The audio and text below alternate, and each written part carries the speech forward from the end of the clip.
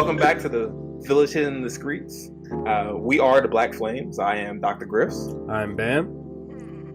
And today we are talking about Masculinity May. So what does that mean, Bam?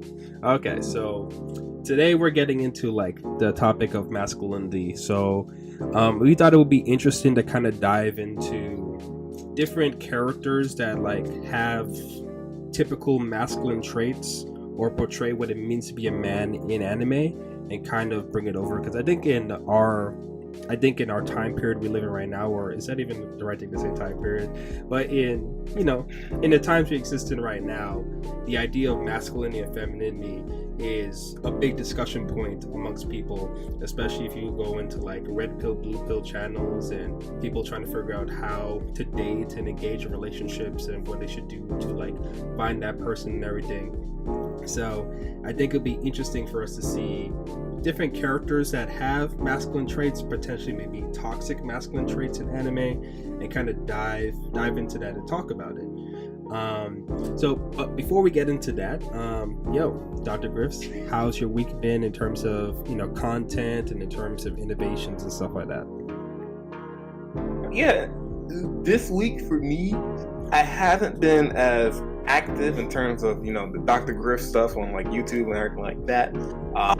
My personal life, I just had a lot more work. The COVID restrictions are kind of getting loosened, so there's more stuff to do at work. So, but hopefully in a couple weeks, I'll be pushing out more content. Gotcha. But yeah. For me, it's been slow in terms of content on my channel. I've been putting out a little bit more short-clipped fitness-based videos where I just put myself doing something fitness-based, whether it be like practicing my one-arm push-ups and trying to like develop my strengths in terms of fitness. But overall, I've been really focused on trying to get the schedule down when it comes to editing videos for the Village Hidden within the Skreets, and comparatively to like my channel. So we're going to get into the flow of it. We're going to get into there. As you guys might have seen, we've already started to upload quite a bit more content on the channel,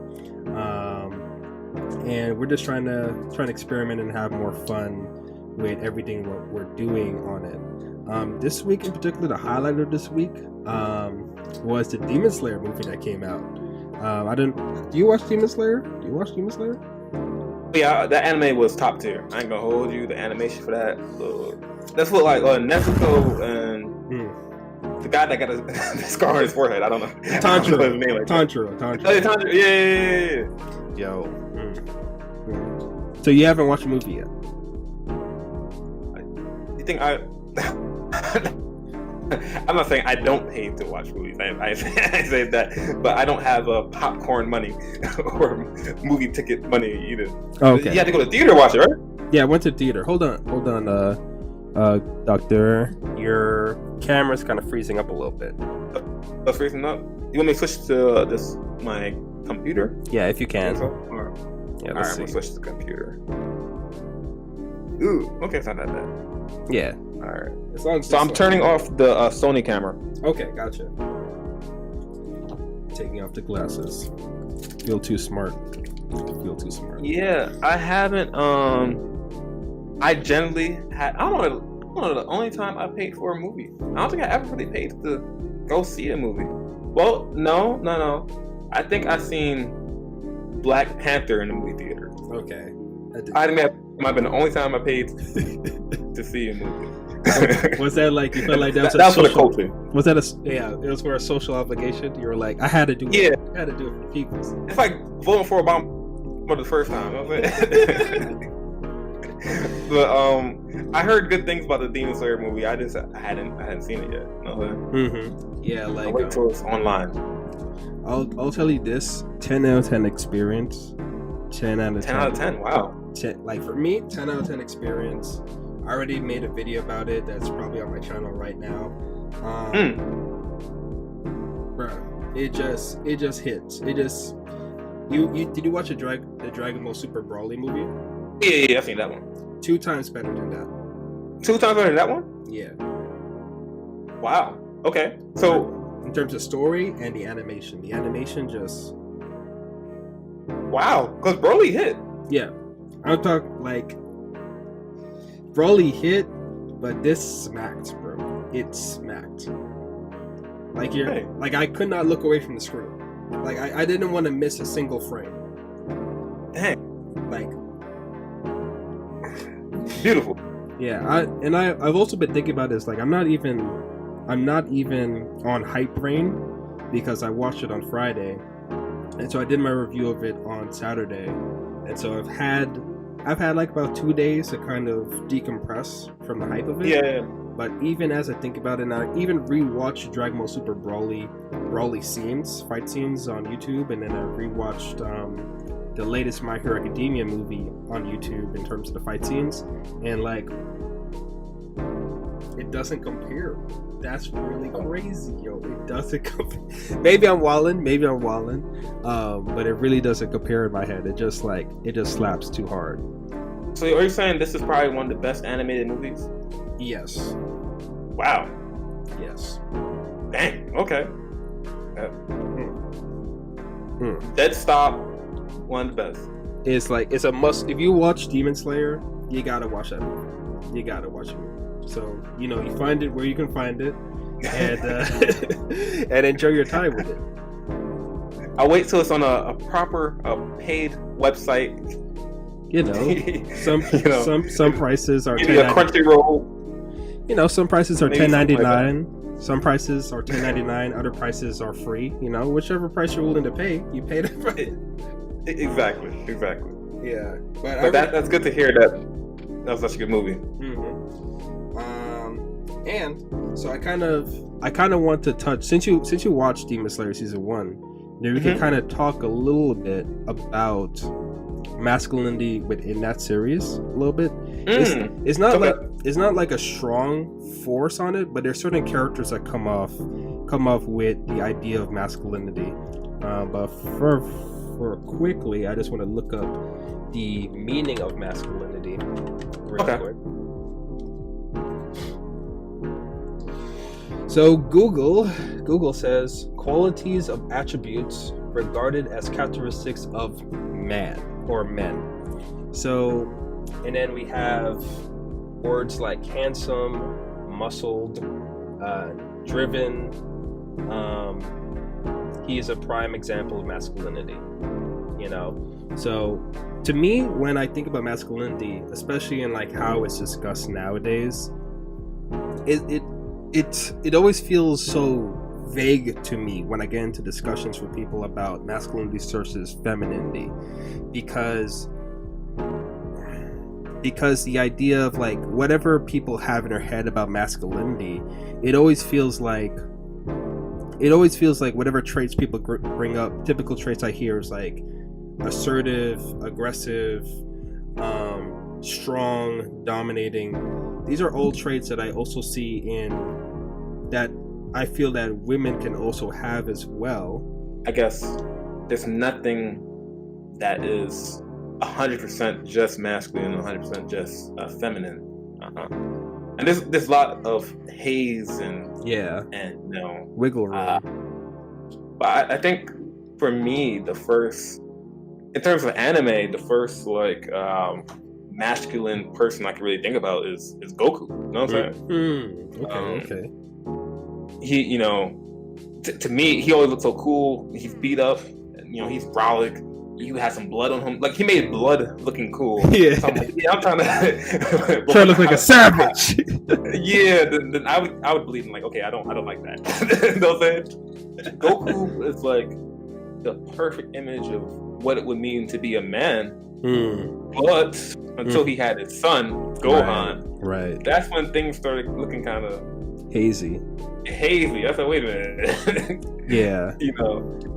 But could you be a good? That's a question. Could you be a good man while being a bad father, or is that connected? Do you have, in order to be, I guess because the potential to be a father is part of the male experience. So yeah, is it possible to be a good man but a crappy father? Well, one, you could be a man without having a kid. Exactly. So. But I do think if you have a kid, then you are not. You can't just.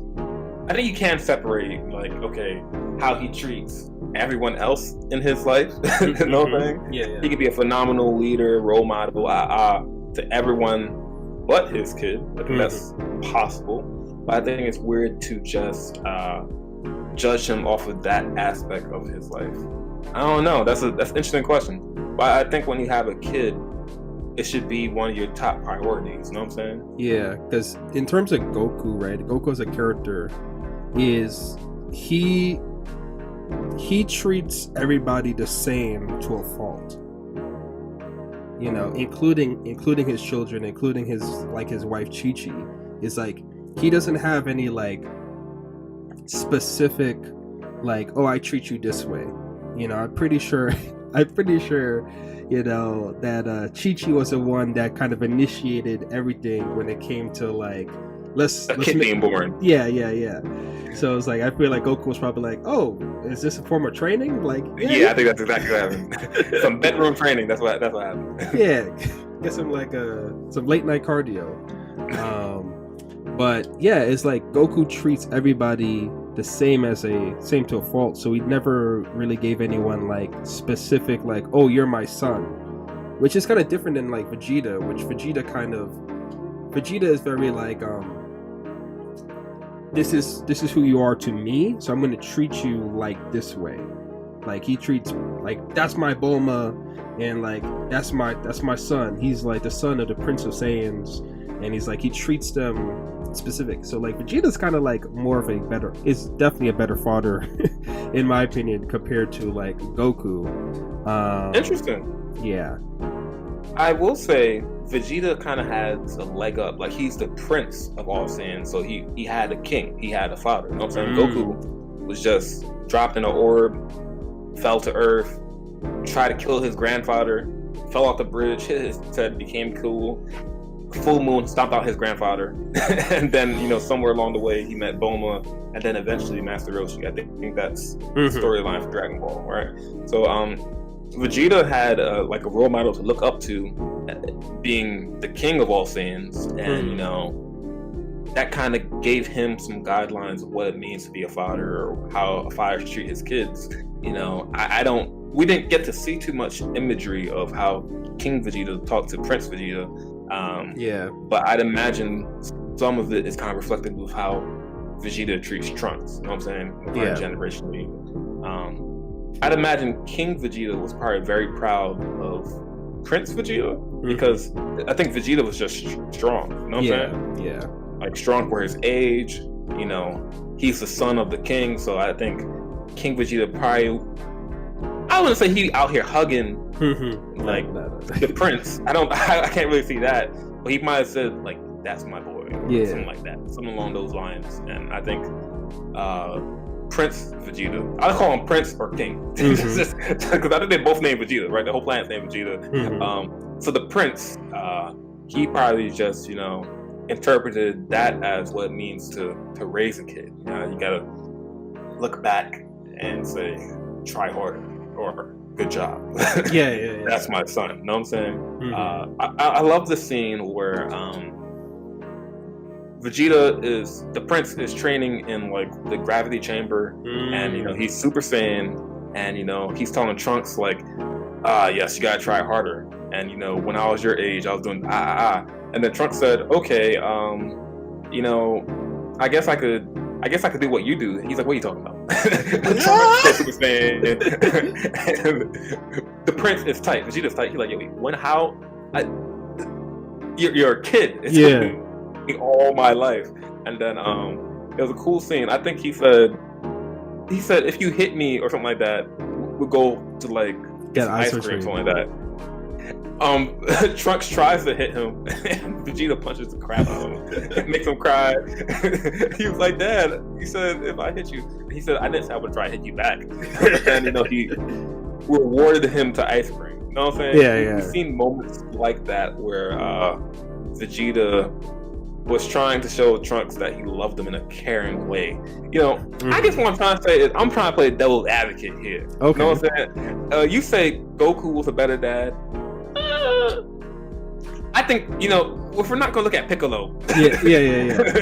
Because Piccolo's the undisputed best dad. And, maybe Hercule's the best dad. Because Videl's looking pretty good. You know what I'm saying? Videl, she's taken care of. She's being provided for, you know. Her mom's not in her life. We've never seen Videl's mom. That's true. So Hercule's a single dad, built millions. You know what I'm saying? Mm-hmm. His daughter ended up going to, I'm assuming she went to top high school. Yes. Probably would have went to college. She's dating one of the strongest men in the world. Hercule is probably the best dad in the series. Yeah. If you really think about it. Or Bulma's dad, you know, because Bulma had both parents. You know, Bulma is the heir to a multi-billion-dollar thing. She ended up marrying royalty, so maybe those two are the undisputed best dads. Best dad, the underrated, best disputed dads in Dragon Ball. Maybe. Yeah, it's also funny because Piccolo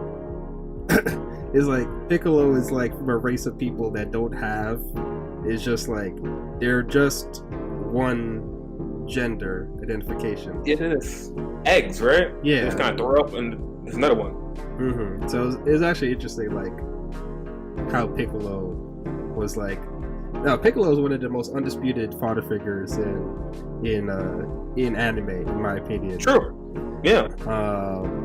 Yeah. You know what's interesting about Dragon Ball that I think about is because.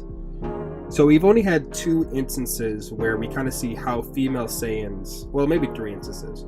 3 instances how we see female Saiyans are kind of treated within like male to female relationships. So we have GT, which is not really that canon, but we kind of see that Vegeta treats his daughter kind of like one of those more I'ma spoil you kind of way. Like I'll spoil you, like, okay, if you cry, I'll get you what you want type thing. And then we have Dragon Ball Super. We have Dragon Ball Super where we see, you know, the female Saiyans within the Tournament of Power, and we see it's almost like there's not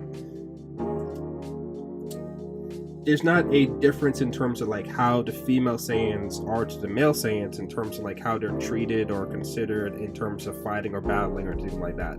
It's kind of like, do you have the power? Do you have the strength? Are you strong? That's kind of like we're seeing. It also seems like that is also exemplified in the Dragon Ball Super Broly movie where we see Bardock and his wife. Is like, there's not like, it's like you kind of see them, it kind of looks like they have like a happy relationship, but you don't really see any like specifications of gender roles within it, because even to the point of like they put their kids in pods, right? So it's kind of like, we don't even know if like Saiyan women like get pregnant like that. Like, you know, it's like they probably get pregnant, but as soon as like the embryo and baby starts to form, they kind of like pull out and like put it in kind of put it in like a pod, so that way they could keep doing their thing, keep like training and like keep like, you know, conquering races and everything. So seeing like how the Saiyan women are to the Saiyan men, it kind of seems like they're treated very similarly. I think it's like it's a hierarchy based on power, not really in terms of like male or female relationships. Interesting. I do think now I haven't seen this movie in years, but I think the Bardock movie you haven't seen it? Mm-mm. But you could tell me about it. Yeah. Spoiler alert: Frieza blows up the planet. Yeah, well, we know that. I know that. Yeah. But in the Bardock movie, I believe in his like team of like 4 people, there was a woman soldier, and she was shown as like the typical tomboy type. Like, you wouldn't think she's frolicking in the field of flowers, picking stuff. You know what I'm saying? Mm-hmm. She looked like she catch body for fun. You know what I'm saying? Yeah. So that compared to the Super Broly movie, it kind of I think his mom name's like Gine or something like that. Mm-hmm. Gine, or Goku's mom. She is seen very, very loving, very kind. Mm-hmm. Like very feminine, like, oh, my son Goku or my son Kakarot, I love you, I hope you remember us. Whereas the Bardock interpretation of the only female Saiyan we've seen, she was like, you know, she's with the bros. You know what I'm saying? Yeah. So I think perhaps there was a retcon in the story or how they want to depict the Saiyans. I think the Broly movie kind of reminded me of like some Superman, you know, how Kal-El's parents was like hovering over the pod, like it looks like a very loving thing, whereas when it was first depicted in the movie of Bardock, I don't even think Goku's mom was even in that. Wasn't in that at all. So looking at those two structures and how they depict the same thing is you know, vastly different. Okay. So I think Dragon Ball got so popular, and they started to add like the typical tropes you'd see in either Western civilization or just animated together, kind of like create Goku's mom to be like a loving type person. Okay. Because in the Bardock movie, it kind of looked like the person that was on Bardock's team might have. She looked like she was his Goku's mom.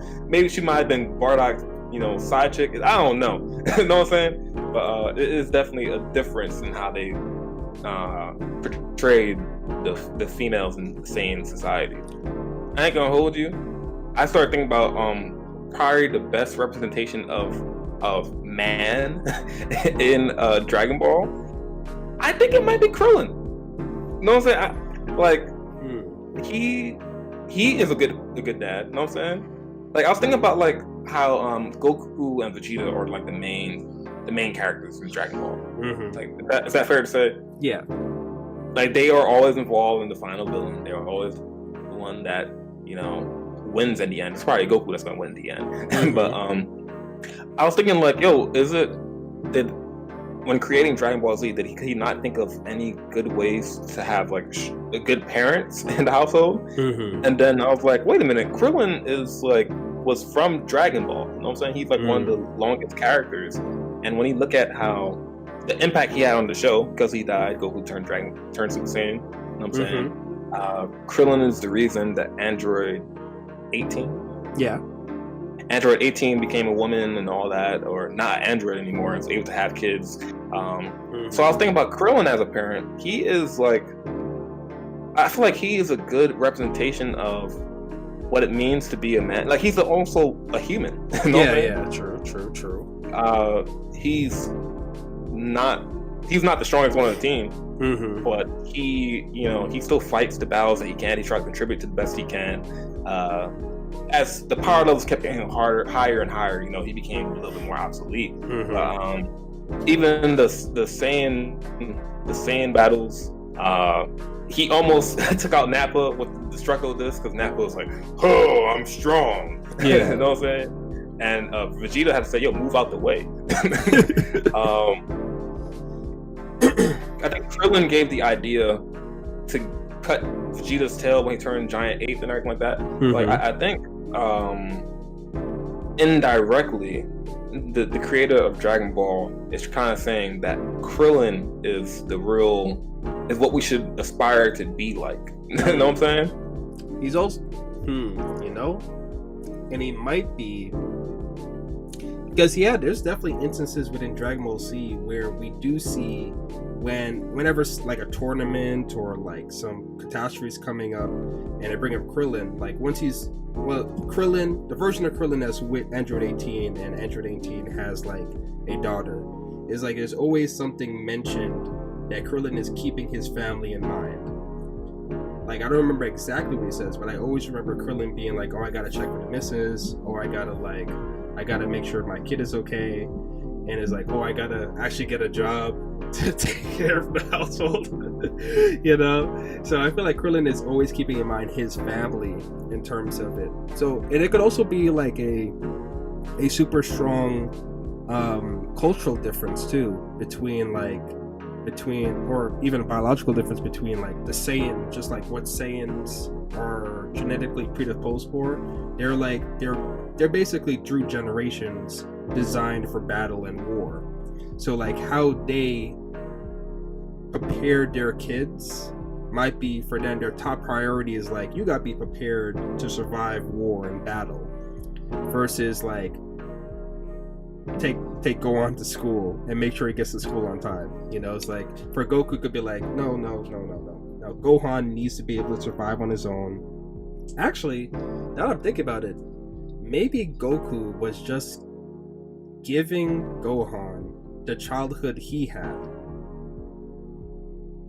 Oh, character explore that? What do you mean? Okay, so Goku, well, if we think about Dragon Ball, Goku was always like a very happy, like present-minded kid. He was always focused on like what was happening. He was always appreciative of the people around him. Even when they were gone, he always had like fond, good memories of like Grandpa Gohan, and like he always enjoyed, to me at least when I remember thinking about Dragon Ball, like Goku was always a fun-minded, present-minded kid that just cared about training and enjoying life and everything, right? So he didn't really have parents. He had like friends and people that he was with, but Goku never like went out of his way to seek friendship. You know, it's like friendship ended up like kind of like finding him, and then he just enjoyed it. So to me, Goku's like very like in the moment, train, enjoy life. Like a good day for Goku is like training like probably 5 to 6 hours in the morning and running around the forest, catch like a big fish, cook it, eat it, you know, just like probably like spar with a dinosaur or something, and that's probably a good day for Goku. That's probably a fun day. So perhaps Goku was thinking about Gohan in terms of like what he thinks is enjoyable, or what he thinks is like priorities in terms of being a happy individual, and being like, you know, maybe Goku's so simple-minded, he's like, I like training, Gohan probably likes training. I like fishing and hunting, Gohan probably likes fishing and hunting. I like eating, Gohan probably likes eating. You know, so maybe Goku was thinking in terms of, this is what I enjoy out of life, and so perhaps this is what I should do for Gohan in terms of setting up a childhood and establishing that for him. You know, at least that's what I was thinking. Maybe Goku wasn't thinking that deep, and maybe the creator wasn't like going that deep into it, but perhaps based on how Goku's personality is in terms of how he enjoyed his childhood, perhaps he kind of was intuitively trying to teach Gohan in that way how to live life. I was thinking, Grandpa Gohan probably taught Goku the basics of martial arts, right? Like the series starts, and he, like, I know Goku was just strong, unnaturally strong for like a kid. You know what I'm saying? Mm-hmm. I believe Bulma shot him in the head a couple times, and he was like, "Yo, that hurts." What I'm trying to figure out is if Goku had to be taught to like to fight. You know what I'm saying? I know Master Roshi was like training him and everything like that, showing him how to move the boulder. What I'm trying to figure out is if there's ever a scene where Goku didn't think about training. You know what I'm saying? Yeah.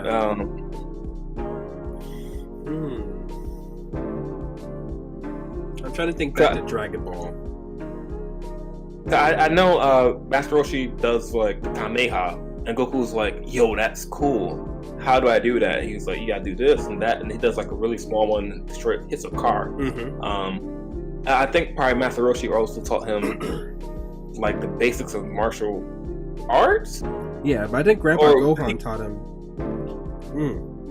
You think Grandpa Gohan taught him the basics, and Master Roshi taught him like some elevated, like, okay, this is how you dodge? Like, I'm really trying to figure out, when did Goku first start fighting? If I'm remembering correctly, and probably someone in the comment section will probably know, but I don't think Grandpa Gohan taught Goku martial arts, because how old was Goku when Grandpa Gohan, you know, died? He was probably like 5. I don't know, like 4 or 5. Yeah, so I think Grandpa Gohan was just raising Goku as like a baby, and like kind of showing him like, this is how you survive in the wild. This is how you have to deal with things. And I think, yeah, Grandpa Gohan always knew that Goku was a strong baby. Yeah. You know, so I think he taught him like, this is how you hunt a fish. This is how you this is where you go to find to go to sleep or food and stuff like that. So I don't think Goku he didn't learn martial arts. I think Master Roshi, I think you're right, Master Roshi was the one that taught him the fundamental principles of like kicking and punching and all that stuff.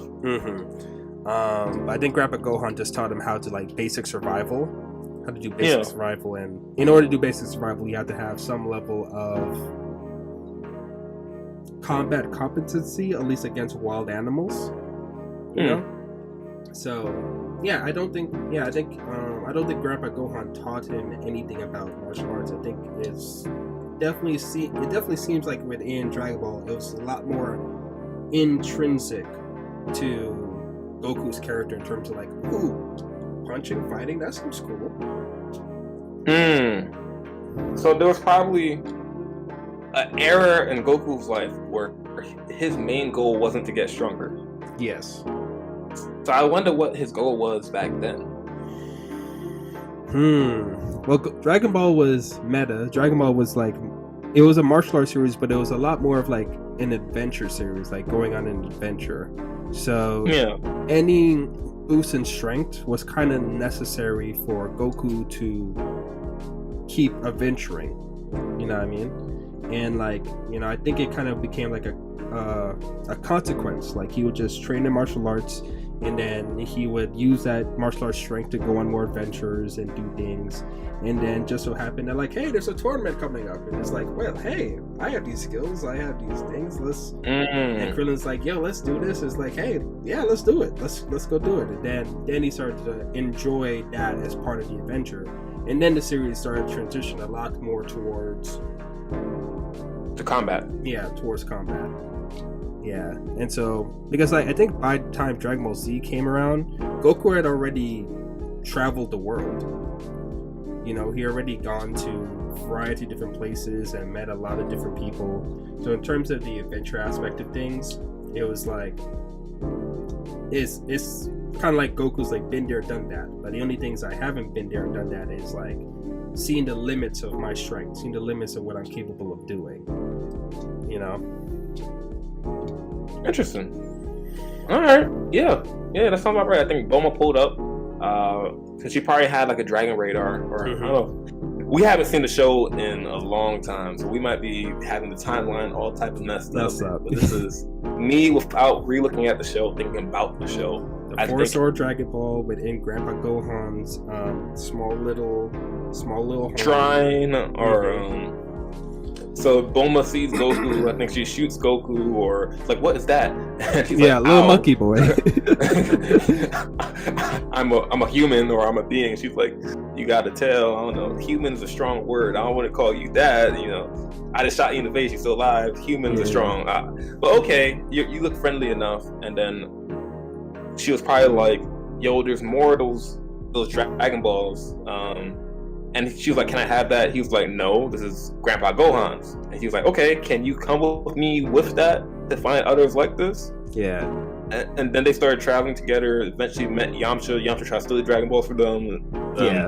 Eventually, they came across Master Roshi. And okay, and then I guess when he probably went Yamcha, that's probably when he first started to actually fight somebody. Yeah. He probably saw Yamcha try and do like the Wolfang fist, and he's like, wait a minute. That looks cool. And then it just all went downhill from there, or uphill from there. Interesting. Okay. So I mean, yeah. Okay. I can see how. Oh, I feel like what's also interesting about Dragon Ball, I don't know any other series before Dragon Ball that done this, but I see the characteristics of the innocent soul character portrayed in the male main characters of shonen-based anime. So, like, for example, if you remember, like, correct me if I'm wrong, but this is strong in my head. I remember like Bulma trying to seduce Goku when he first met her. That happened. Yeah, Goku was like, ew, gross, what are you doing? Like, get out of my face, right? So that was the first time I saw like a Goku, like, you know, he's a male character, and so, like, you know, it's like the comedy part of it is like you have this male character that's not interested in the feminine stuff, you know, sexual feminine stuff. And then I see that portrayed in One Piece with Luffy. I see that portrayed in Demon Slayer with Tanjiro. Not necessarily in terms of Tanjiro being tempted, but in terms of like Tanjiro's priorities and his personality.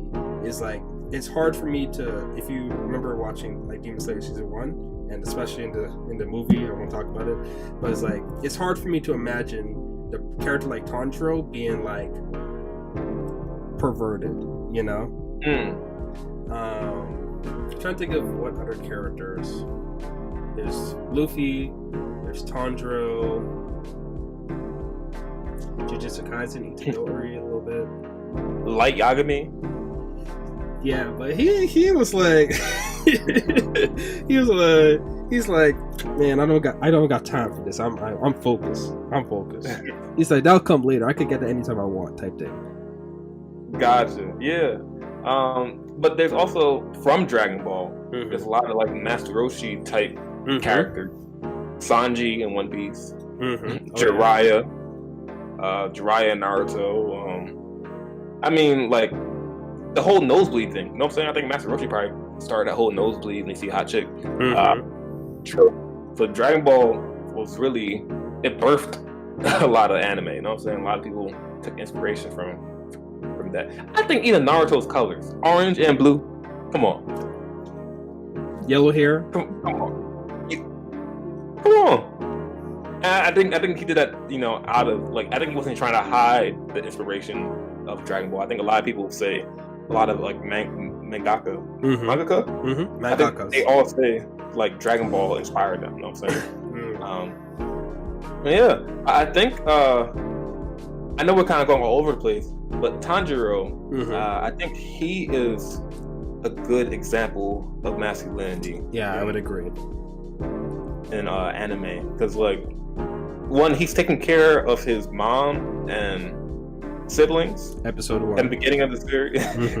Half of episode 1. Spoiler alert, it doesn't last that long. Yeah. He's the one that's he's the oldest, but he's probably like what, 13?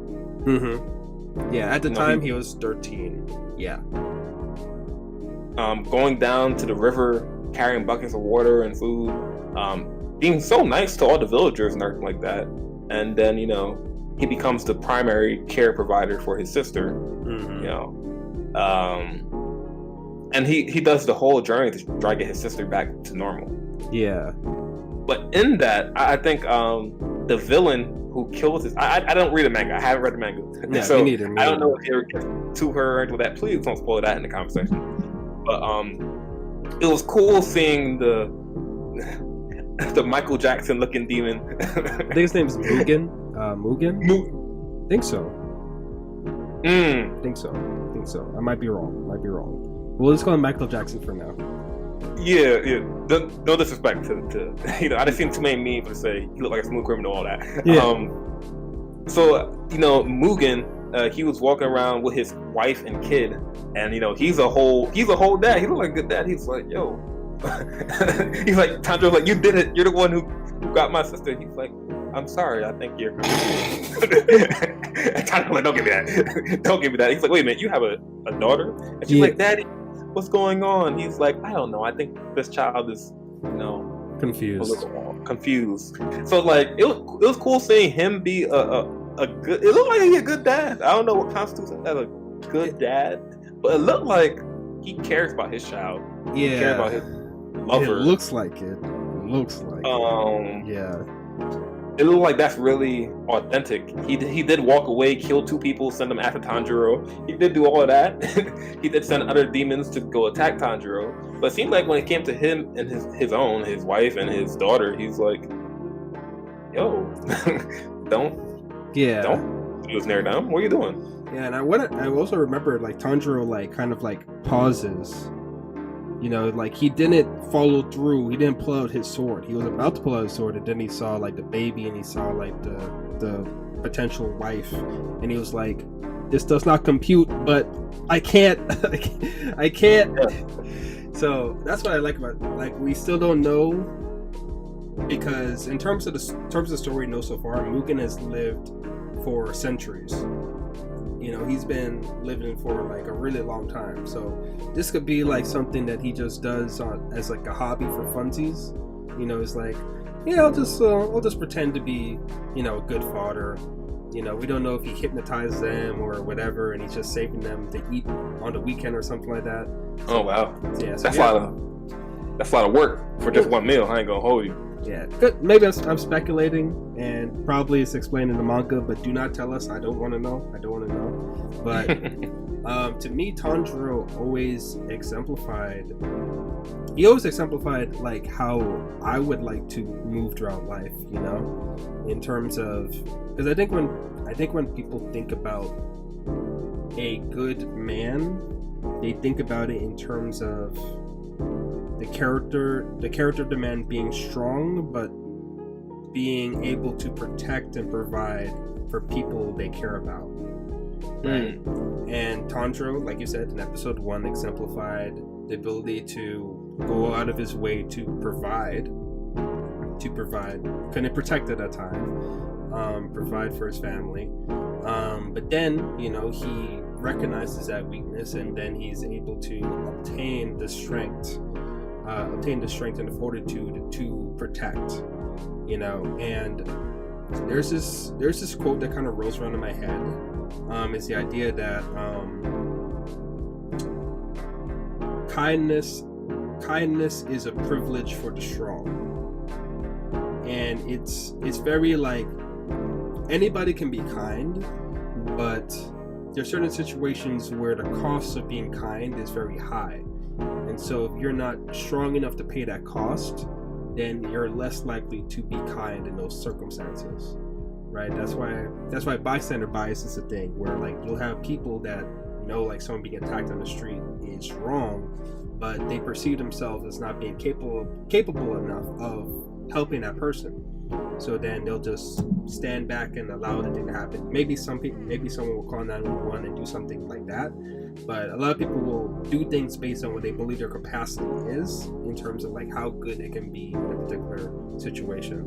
And I remember watching Tanjiro, like how Tanjiro's the only character I've seen that literally a whole demon was trying to slaughter you and kill you, and the demon dies, and you're like, I know you're dying right now, but let me hold your hand real quick, and, you know, rest in peace, my friend. You know, he had like the reverse talk no jutsu. He kills the enemy and then talks to them. Like, dang, yo, I'm sorry it had to be you. It's like, this sucks that this happened to you. Because in Demon Slayer, the theme of like, when you become a demon, you become this contorted version of yourself. And so I think it's because, and I also, you remember Rui, right? The lower moon demon, of the spider family. So his character arc is very interesting to me, is because we see him start off as like, you know, a sick kid with family members that like really cared about him and stuff, right? And then Mugen comes through saying like, yo, I got the secret I could cure this disease right now. Like, what's up? I could cure it right now. And the family members are like, oh yes, please do what you can for my son. And Mugen goes like, Toot, and then gives him a little bit of blood, and then he becomes a demon. And we see that he doesn't immediately, like, Rue doesn't immediately become evil. You know, he doesn't immediately become like this monster. But on the low, he starts getting hungry. He starts becoming like really hungry for like human flesh. And he goes out, and I think he goes out in the middle of the night to like eat other people, because he doesn't want to eat his family. Like, he'll see his family and be like, they're looking good, but he'll be like, no, this is my mom, this is my dad, I gotta leave. And he goes out to eat other people. Family find out about it, and I think the family, they feel so bad about it that they think they kill themselves.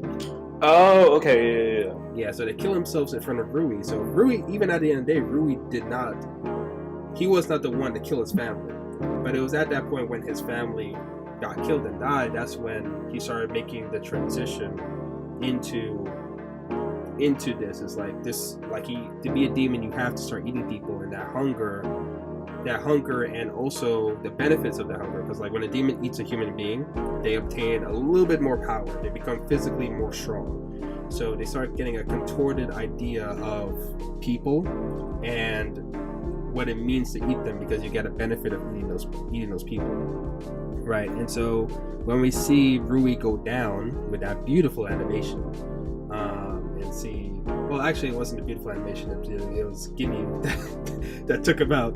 Giyu. We see like the layers like fall apart from him, and you know, Demon Slayer does this thing where we see like the ghosts of the past come through and be like, hey, come through, we're over here on the spiritual side, come through, hang out with your family and stuff. And we see Giyu come back, but we always see Tanjiro, I guess because Tanjiro has the cheat code of his ability to smell people's intentions and their feelings. He's able to like, oh, like this kid is just, you know, he's just a kid, he's just sad, he just misses family. And there's a lot of empathy that comes from Tanjiro, you know, and I think empathy is costly. You know? I think because, you know, his sister's a demon, so he probably I think he tries to see the human in all these demons, because he's still trying to be human in his sister. Right. So I think that's probably why he's like holding their hands all the time or crying with them. Yeah. He's an interesting protagonist. Yeah. He's definitely an protagonist. Yeah. Okay. There's another character that me and you talked about a little bit before, and kind of want to dive into it a little bit. What's his name again? Kuwabara? Oh, Kuwabara. Kuwabara. Yeah. Kuwabara is from the show Yu Yu Hakusho. Yu Yu Hakusho probably it's in the same generation of Dragon Ball Z. It probably came out a couple years after and everything like that. So Yu Yu Hakusho follows 4 different teens. Well, I guess not all of them are teens, but 4 different people who look like teens. Well, 2 of them are demons. Well, I guess 3 of them. The point is, it's one of them old school anime that really set the whole route for a lot of other things. The person who made Yu Yu Hakusho, Toragashi, I believe is his name. He also made Hunter x Hunter, and he's also the husband of the lady who created Sailor Moon. I think these are all facts. But Google it and get the guy could be lying to you right now. Interesting. So on episode 3 of Yu Yu Hakusho, it follows Kuwabara, who is one of the main protagonists in the show, and there's such. I feel like that's one of my favorite episodes of Yu Yu Hakusho. Yu Yu Hakusho is a fighting anime, it's a shonen, but that episode isn't about fighting. It's about the main character staying true to his principles, and you know, putting his friends on his back, putting his friend's family on his back, and really just doing all he can to make sure that they make it out okay. Yeah. Like I remember when you told me to check out that episode, and I watched it, I was like,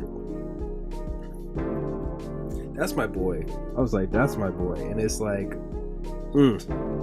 it's like when he fights the urge to like punch these guys in the face, and he just allows it to happen to him, is like, I don't know if it's weird, because like as I've gotten older, my conception of like what it means to be a man, you know, what it means to be a man has changed. Hold on, give me 1 second. Postal market. Okay, cool. So we're talking about Yu Yu Hakusho episode 3. Is that episode 3 or 4? I'm pretty sure it's episode 3. Episode 3. Okay, you're back. My bad. So yeah, it was like interesting. It was interesting to watch that, because I don't know. It was like thinking about what does it mean to be a man versus, you know, in terms of like protecting people, providing for them. And I think in the past, like seeing, because I watched through all of Yu Yu Hakusho, so I watched that episode. It just wasn't as fresh in my head as like most recently when I watched it. Yeah, I would say that I saw a lot of like, yeah, that's the type of man I kind of want to be when I saw him do that, you know, to be able to like be just basically a shield for my friends, and, you know, be willing to be strong enough to not to hurt an aggressor, because that's something I think is like really powerful, like is really a strong trait, is if you have enough patience and endurance and strength of will to not just protect the people that are attacking you, but to not hurt or damage the people that are hurting you. Because, and this kind of goes back to Tanjiro, is the idea that like everybody has their own backstory, everybody has their own reason for doing things. And, you know, you always hear stories of like people that bully, like hurt people. So like bullies like might be raised in homes where they're being, you know, hurt or abused in some way, and they decide to take it out on other people. So I always feel like when I saw that, I was like really impressed by it. But in most recent times, I've gravitated a lot more to the archetype of the hero, you know, where we see in My Hero Academia, where we see in like Marvel and DC movies, because it just feels like the potential, a lot of things I considered to be masculine or male-centric traits seem to be things that like can be adopted by anyone that doesn't fit that particular identification. And so it always felt like Kurobara to me is like, it doesn't take away from Kurobara and like who he is, but I always like, to me, I wouldn't define it as like masculine anymore, but I would define it as heroic, you know, what he did.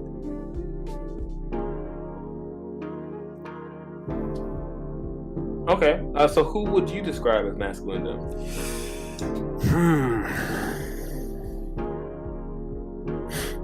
The Hulk? Let me think. Like, it's they gotta be big, bulging muscles and everything like that. Is that? No, it's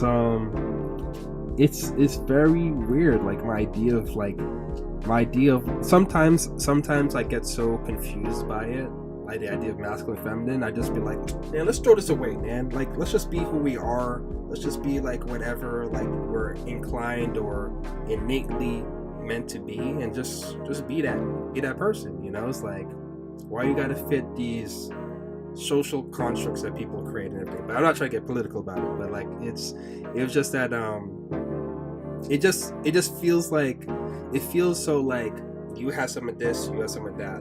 But there's one character that I do think about, mainly because throughout the whole series in which he's there for, he directly mentions like masculinity and being like a man and stuff. And I don't know, have you watched Gurren Lagann? Yes, I've watched probably I haven't seen the whole thing, but I've seen up to the part where the guy you're probably talking about doesn't make it up an episode. And I really, at the time, like when I first watched it, like the character we're talking about, his name is Kamina, you know. At the time when I first watched it, I was kind of like really enthralled by him because he's such a very charismatic, outspoken character. And really it feels like anytime you're watching him on the screen, when he talks about like, this is what a man does and this is what it means to be like a strong man, and like this is what we do, it feels very empowering to watch. It feels very like, this is what we go forward no matter what. Like we conquer over our fears and we press forward and we kick losses to the curb and just do the impossible. And he always connected that to, I think he even has a line where he says, I'm the Pentagon or the Paragon of masculinity or something like that. Or maybe that's how he defines Gurren Lagann, you know? Even what's interesting about that series, even in the main symbolism, of Gorilla Gun, you know, the idea of the drill, you know, is very phallic. Is that, you know?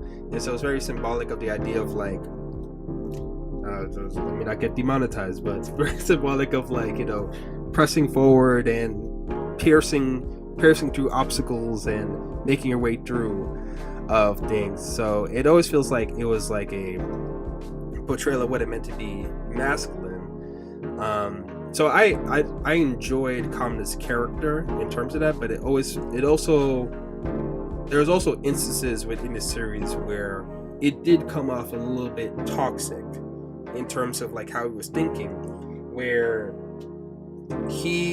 there was times where he shut off like how he was really feeling about things, which I'm not saying is not a thing that you have to do sometimes. Sometimes you do have to like put your feelings aside to get the job done, but we never have an instance of him reflecting or coming back to those feelings and like really like processing it and breaking it down. You know, like we saw him, you know, it was pretty clear that like that skeleton that was on the ground, that was probably his father, right? And so we never have an instance of him kind of like breaking down and really processing the fact that that was his father. He kind of just crushes the potential remains of his father and just like presses forward and keeps going. So it's like, you do need to keep going to achieve your goals, but it definitely, in order to be healthy mentally, you do need to process your emotions and feelings about things, especially when something traumatic does come.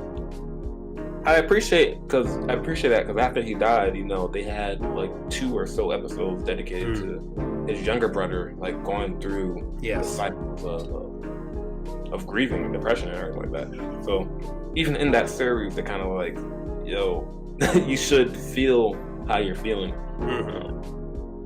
I was wondering, do you watch One Piece or read One Piece? Yeah.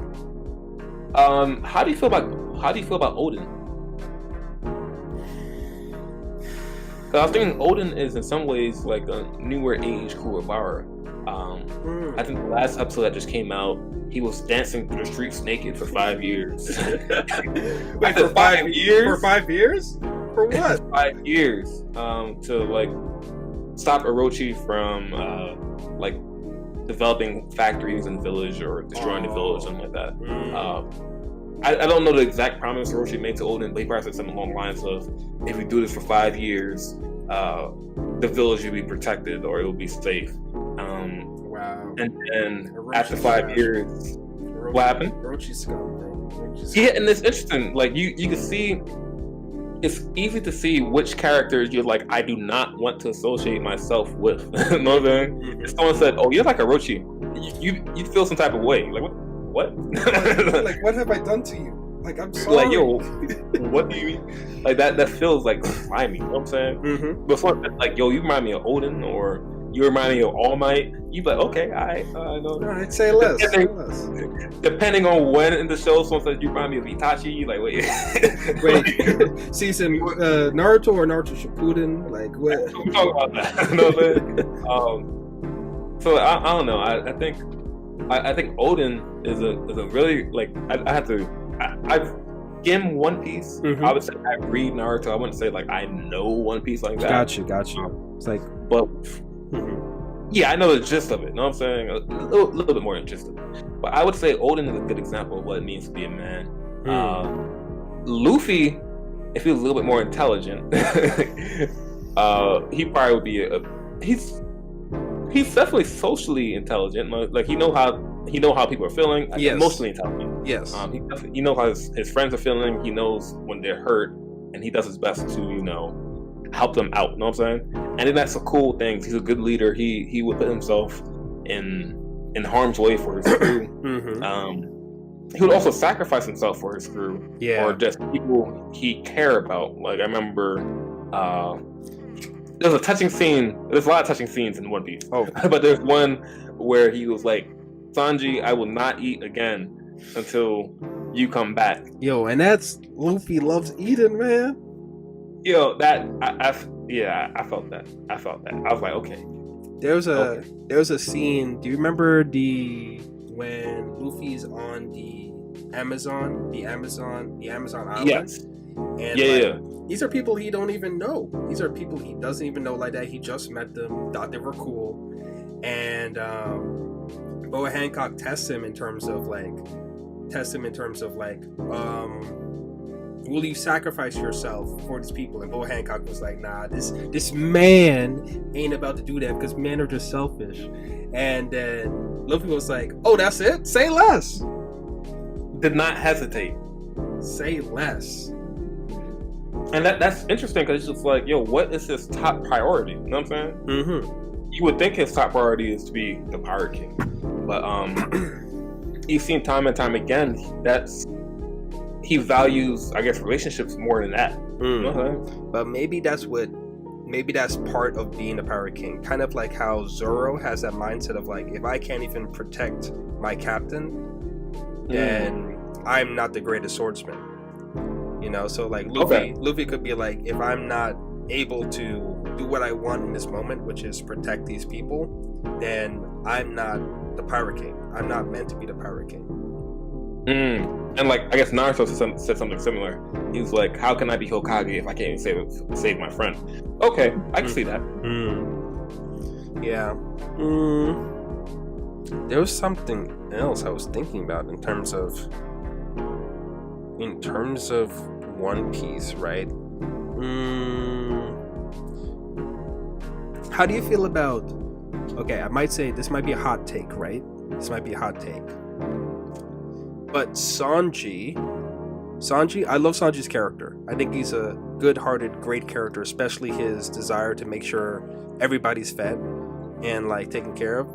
But hot take, I think Sanji is a little toxic. So in my opinion, I kind of feel Sanji's character. I love his character. I love him as an individual. I think like his priorities in terms of making sure everyone's fed, and like I think that comes from a really good place. And like he obviously has a lot of care and compassion for all of his crew. Even Zoro. Like he cares about Zoro, because we see this Kuma. Remember when Kuma was first introduced? Yeah. And we see, Zoro is the first mate being like, I'll protect everybody, but Sanji also gets up and is like, nah, I got it. And it's like, there's that compassion of like, I care about my crew too. But Zoro ultimately didn't allow Sanji to like help handle the situation.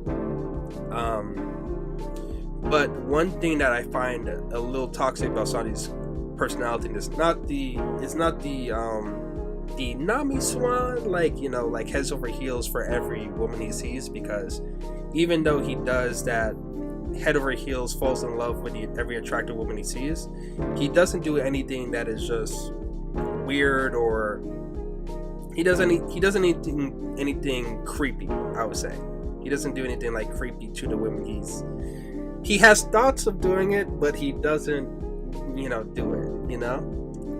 Okay, there was definitely some moments with the like he tried to be invisible and everything. Yeah, like, I get for 99% of the time. Yeah, he's just beautiful woman. Oh, nosebleed. Yeah, but yeah, you're right. Yeah, I'm not gonna. Yeah, you're right. The only part about Sanji's character that I do feel like is a little toxic or problematic is the fact that there is times in the story where he has to fight a female character in order to protect his crewmates, and Sanji will not fight a female character. So it's always like some kind of workaround within the narrative that Oda has to do to defeat that female character. Like either Nami has to come through to do something, or some other character has to come through and like switch out Sanji with a different character, a male character to fight.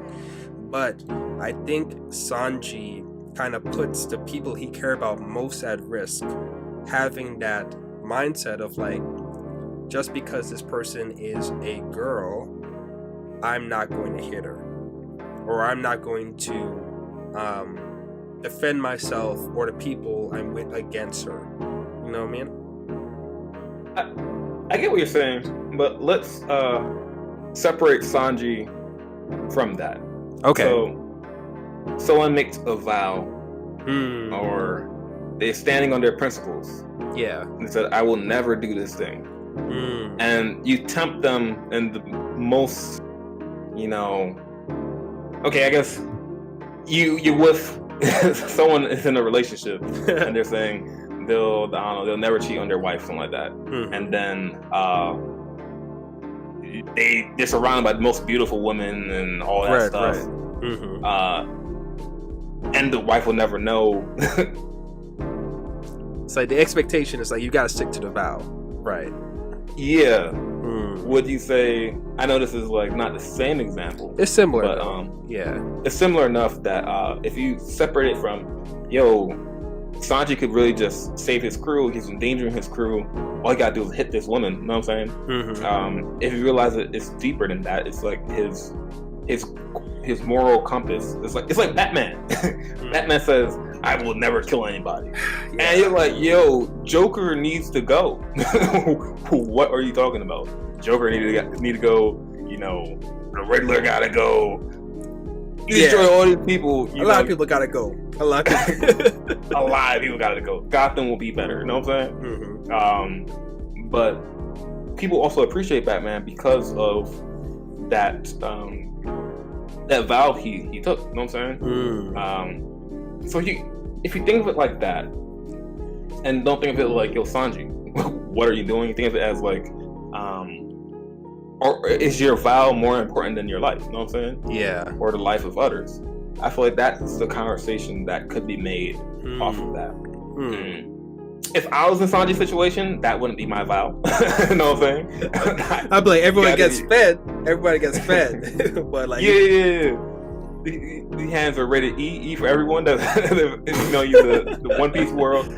But I understand. You know what I'm saying? That it's deeper than just him saying, "Oh, I will never hit a woman." It's more about that's his vow. That's his that's his compass. Yeah, that is his one truth, and he can't waver on that truth because he does. And who is he really? You know what I'm saying? Yeah, because there's also like a thing that I feel like we've seen Zoro. We haven't, like, Zoro seems to adopt that same kind of concept of like, I don't like fighting women. Like we've seen him. I think the closest we've gotten to him actually being in combat with a woman was the harpy girl that ate the snow fruit. But he technically didn't hit her. He just like petrified her with so much fear and killing intent that she just gave up. Right. So Zoro has that principle inside him too. I would say I think it'd be okay if we had a scene where Sanji like verbalized to the crew like, I don't hit women. Hasn't he? Like, I think the last chapter, well, not the last chapter, but the most recent chapter, Sanji was fighting some spider chick, and he was tied up, and he called Robin for help because he was, and everyone was laughing at him like, "Ha, you called this woman to help you," and it was cool seeing, a male character calling a woman character for help. And Robin was like, told Sanji thank you. She was like, "Thank you for trusting in me." And Sanji was like, "Yo, thank you for saving me, because I was really about to die. There was nothing I could do there." Yeah. And we're all looking like, "Yo, your black leg, your black foot, just kick yourself out the webs," or something like that. Yeah. But he was really ready to die on his principles. And if you separate Sanji for being versus this is a man that's ready to die for his principles, I think you could appreciate that level of commitment. Yeah. But I'm trying to think, was there anything specific within Sanji's character arc that made him bind so strictly to that principle? I would assume it has to do with his mom. Yeah. Maybe like I said, I skim One Piece, but I think his mom just kind of might have set him on that path. He really was like loved his mom, and she probably made him say something like, "Oh yeah, you can't touch a woman." Or something. I don't know. I honestly don't know. But I think it has to do with his mom. I know his mom encouraged him to cook. I know his mom encouraged him to cook. So like that ties into the idea of like why he cares about cooking so much and like making sure everyone's fed. Like his character arc is about like, even if you're my enemy and you try to kill me, if I hear a stomach growling, here's a sandwich, my friend. Here's this, like, eat up before we battle. He's the type of person that'd be like, yeah, Goku, give that man a sensu bean. Like, he hungry. Help him out. But yeah, it's like I don't agree with it, but I can say I respect the conviction to be like, this is what I don't do, and if this is where I die, it's like, man, I guess I died on this road. I guess I died here. But you see that again, that's Oda creating some kind of story workaround to help Sanji prevent him from like fighting one character. He had to call like Robin, to come through to help him. Yeah. You saying you're just tired of seeing that? Yeah, it's just that I'm like, yo, if this person is endangering not just your life, I get it's like if it's your life, but it's endangering your closest friends and family, like Another classic, Trigun. That's one anime I do need to watch. I watched it's probably like one of my favorites. Like I think there's like 26 episodes in Trigun. Yeah, I probably rewatched it like 4 or 5 or 6 times throughout my life. For a while, in some ways, it's like one of my favorite animes. You know what I'm saying? I mean, Naruto has definitely impacted me. I grew with Naruto and everything like that. But I feel like Trigun, without me noticing, it was one of my favorites. Wow. And Trigun, there's a scene. Vlad the Stampede, right? That's his name. Vash. Vash. Got it. Yeah. Vash the Stampede. One of his principles is like he doesn't kill anybody. Spoiler alert. A whole gunman that doesn't kill anybody. Yes. He tries his best not to kill anybody. And I ain't trying to spoil nothing. Okay. But this is on my watch list. Okay. His principles get tested over and over again. And at one point he has to make a decision. And it's between him or people he care about. So, he has to make a decision. And I think I appreciate Vash Stampede because, you see someone who has these principles, but he realizes sometimes the lives of others are more important than your principles. But it also kind of shows the ramifications of that. But I can't say any more without spoiling anything. Yeah, got you. What you just said about Sanji, I think you would appreciate Vash Stampede. Oh, wow. The 60 billion double dollar bounty man. 60 billion double dollar bounty man. Yeah. And it still aged pretty nice. Like, you know what I'm saying? I think it's on Hulu. I think it's definitely on Hulu or Netflix. One of them. Yeah. 26 episodes is a calm watch. Like, it's in like a 1990s animation. Yeah. So, Demon Slayer is definitely better to look at. I'm not gonna lie to you. That's the better one. But Trigun, that's some heat. Yeah, because Trigun and Cowboy Bebop are two anime that's on, and Evangelion. Like, I haven't watched Evangelion. Trigun. I watched the first episode of Trigun. That's how I know his name is Vash the Stampede. And then there's Cowboy Bebop. Those are the 3 anime that like I'm always on my watch list. That like something always comes up new in the season that I'm like, oh, let me watch that. I'll come back to these. Like, yeah, But watch Trigun. Watch Trigun before you watch any of the other ones. Okay. For you, man, I'll watch it. Because Cowboy Bebop is like my brother's generation. You know what I'm saying? I'm the youngest of all my siblings, so I stay up watching Adult Swim, and they be, I'm like half awake. You know what I'm saying? Yeah. Trying to fight the curfew. They be the ones watching like Cowboy Bebop, Inuyasha, and everything like that. Oh wait, I thought Cowboy Bebop and Trigun was kind of made in a similar generation, similar time. Yeah, for sure. But I feel like they might not have been played at the same time. Okay. Maybe Trigun was aired on Cartoon Network, whereas Cowboy Bebop was closer to Adult Swim. I don't know. I haven't really seen Cowboy Bebop, but my brothers definitely had. You know what I'm saying?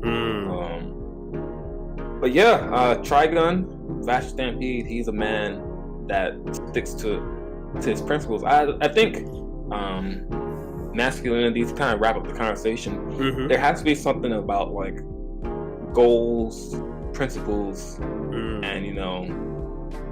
I guess protection or providing for that. There's something about having principles, sticking to it. Yeah, which could be gender fluid. Anyone has principles, but I always appreciate seeing a character who has principles and sticking to it. That's why the rat, the snitch, is always looked down upon. It's like, yeah, it's like, or the Orochis in the world, and the Orochi in like in One Piece. It's like, yo, you this like, no, yeah. It's just like even to the idea of like the snitch that snitches for, I guess, a good side.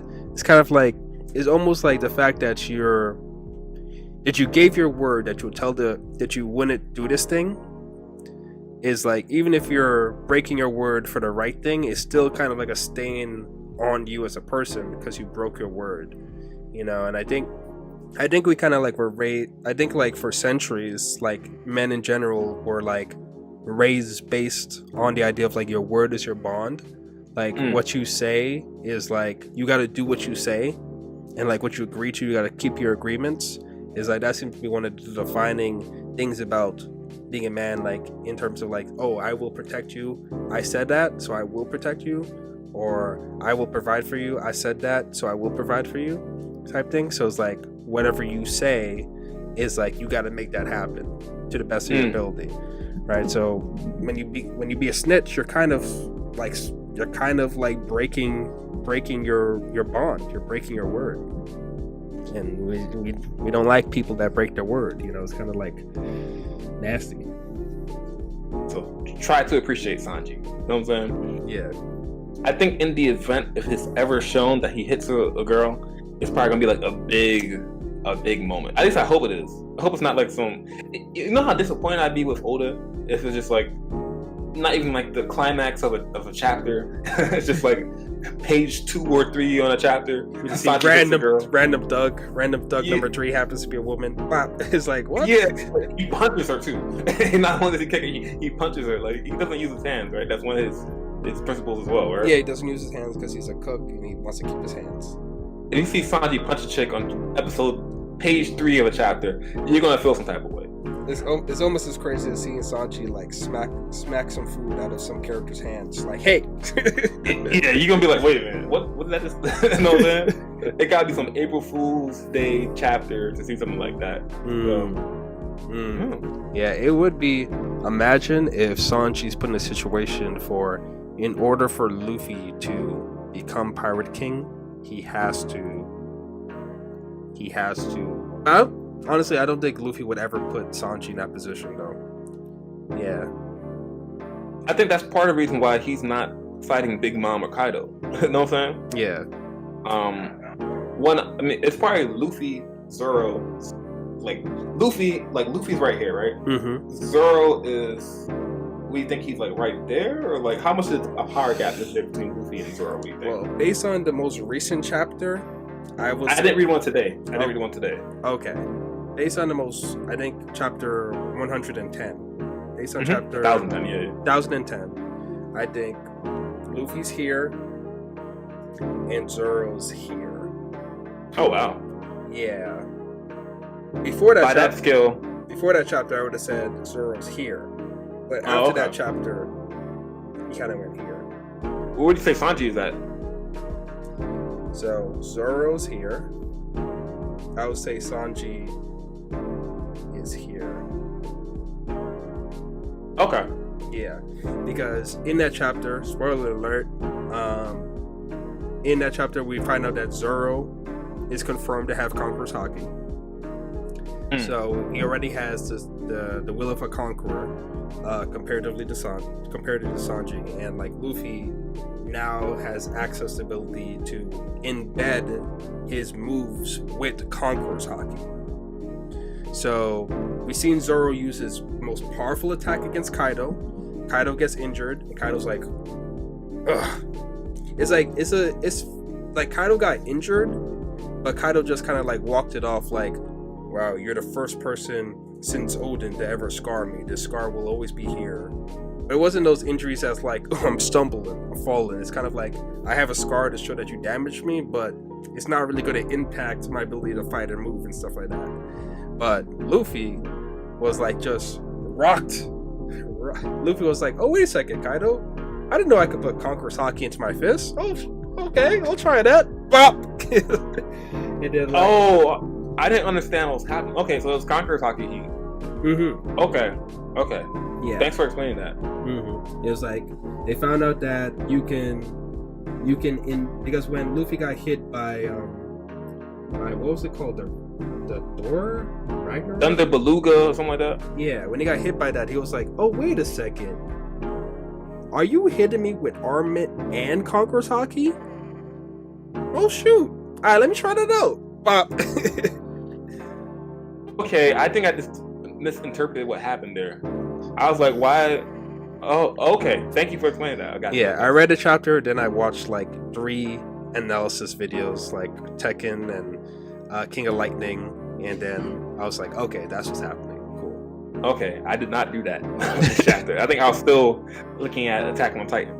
Oh my gosh. But anyway, this chapter kind of proves that Kaido's not really about that life. You know what I'm saying? We thought Kaido tried to present he's trying to, Kill himself. self-delete himself all the time, all that stuff. But the second he sees Zoro kind of hurt him, he's like, oh.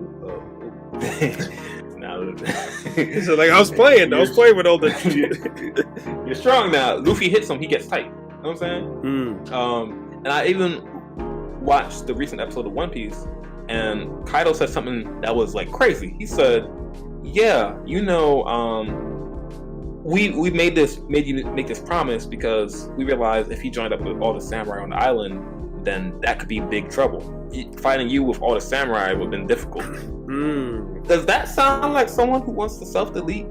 Yeah, it doesn't. It does not. It would be like if the person really had the intent of doing that, he would have been like, oh yeah, say less, come through. Yeah, he wanted to fight. He wanted as much fights as possible. He wanted to challenge himself as much as possible. Kaido isn't really like that. You know what I'm saying? You think that's something that Goku would say? Oh, I want to make sure I didn't have to fight as many people. You think Goku would say something like that? Goku would be like, more the merrier, yo, more the merrier. Come on. But Kaido was like, ooh, actually, I lied to you about this for 5 years so I could build up my own troops, build up my own army. So when you 10 samurai fight me and my hundreds of troops, we would have a better advantage. Wow, so are we saying Kaido's been fronting this whole time? He's been fronting. He knows jumping off. How many times he jumped off the thing? Mad times. If it ain't worked the first 2 times, why on try 35 is gonna work? True. Like someone made an argument, I think, that like if Kaido really wanted to like end it, he's a devil fruit user. Jump in the ocean. Yes. But I think you said he's like the fish. Yeah. Fruit or something like that. Yeah. It's like he potentially could be out here able to like breathe underwater. But has he tried it yet though?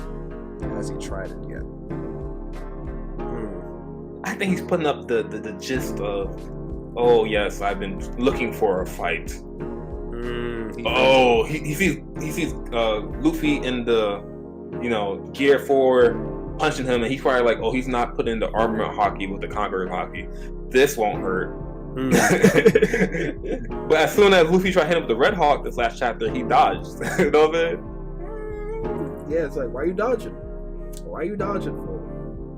I couldn't see Alucard doing that. Alucard from Hellsing. Alucard be like, yo, I'm with it. You know what I'm saying? Hit me. Exactly. So Kaido, he's one of them don't belong. He's not like a Hisoka.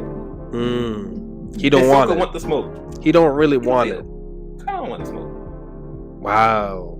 Kaido don't really want it. Kaido don't want it, man.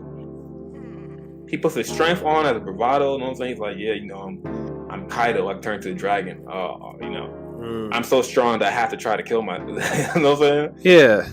But he doesn't do any of the obvious things that would make it happen. He said he tried to hang. He weighed like 3 tons. How is he gonna hang himself? Make that make sense. Break the gallows. Make that make sense. I don't know. Kaido fronting for the grand. Dang. Hot take. Hot take. Yo, that's toasty. That's toasty. That's toasty. Yo, well, anyway, guys, that's all we got. That's all we got for today's discussion. Let us know what you guys think about masculinity in anime. Like, what are certain characters that you see have masculine? What do you define as masculine? Like, what do you define as a manly character? And like, what do you take from it? Do you think it's problematic? Do you think it's toxic? Do you think it's cool? Do you think it's necessary? Let us know what your thoughts about the idea of masculinity in anime is in the comment section down below. Yeah, if you have any like male role models in anime, like someone used to watch, like, I want to be like that, or I wish Goku was my father. I don't know if you ever said that. You might need some therapy. I ain't gonna hold you. But yeah, thank you for listening. This is the Masculinity Month. We like alliteration, MM, you know. So yeah, we'll go good with that. So we'll probably have more conversations about masculinity and represented in anime throughout this month. Yeah.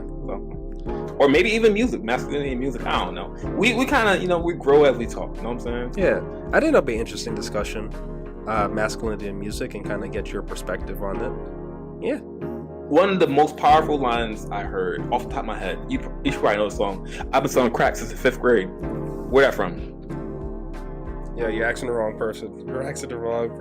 Wait. I've been selling crack since the 5th grade. Shmurda? Yes. Hey, I got that social reference correct. Woo! Your Brooklyn card is not revoked. I'm from the Bronx. Can I go pick up my Timbs now? It's lit. You can go pick up your Timbs with the Air Force One. You can do all that. But yes, we can have more conversations about that. Spice things up. You know what I'm saying? Okay. If you're interested in hearing that conversation, feel free to like, share, subscribe, all the YouTube stuff. Join our Patreon. I was like, we don't have that stuff yet. We don't have that stuff yet, but when we do, buy our merch. You can find us you can find me on the Dr. Griffs YouTube channel. And where can we find you, Ben? You can find me on the Black All Might YouTube channel. But I probably actually confirmed today I'm going to be changing my name to BAM, so just BAM.